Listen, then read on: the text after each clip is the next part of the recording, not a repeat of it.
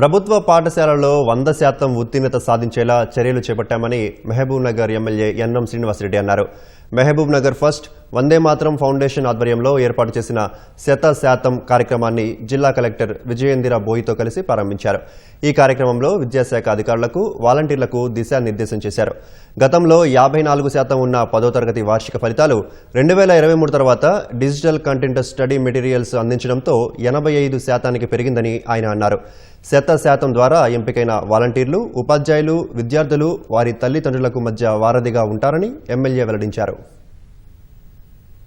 తెలంగాణలోకెల్లా Mahabub Nagar number 1 గా విద్యలో ఉండాలని చెప్పి మహబూబ్ నగర్ ఫస్ట్ మరియు వందే మాతరం ఫౌండేషన్ సంయుక్తంగా మహబూబ్ నగర్ నియోజకవర్గంలోని 43 ప్రభుత్వ పాఠశాలలు 100% 10th క్లాస్ రిజల్ట్స్ రావాలని, 8th, 9th, 10th కు సంబంధించిన విద్యార్థులకు ఫౌండేషన్ చాలా స్ట్రాంగ్ గా ఉండాలని చెప్పి ఒక ప్రత్యేకమైన కార్యక్రమాన్ని మేము ఈ రోజు మొదలు పెట్టుకున్నాం. మొదటి విడతగా 26 స్కూళ్లను ఎంపిక చేసుకుని ప్రతి స్కూల్లో కూడా ఒక వాలంటీర్ ని ఏర్పాటు చేసుకుని స్టూడెంట్ కి ఏదైనా గ్యాప్ ఉందా, ఆ గ్యాప్ ను ఎట్లా పూడ్చాలా, లేదు ఎక్స్ట్రా అవర్స్ లో ఏమైనా ట్యూషన్ వాళ్ళకి చెప్పాలా, లేకుంటే టీచర్ ఎక్స్ట్రా అవర్స్ లో ఆ విద్యార్థి మీద ప్రత్యేక శ్రద్ధ చూపించాలన్నా, ఇవన్నీ కూడా వాలంటీర్ దగ్గరుండి స్టూడెంట్ టు స్టూడెంట్ రిలేషన్ ఏర్పాటు చేసుకొని చేస్తాడు.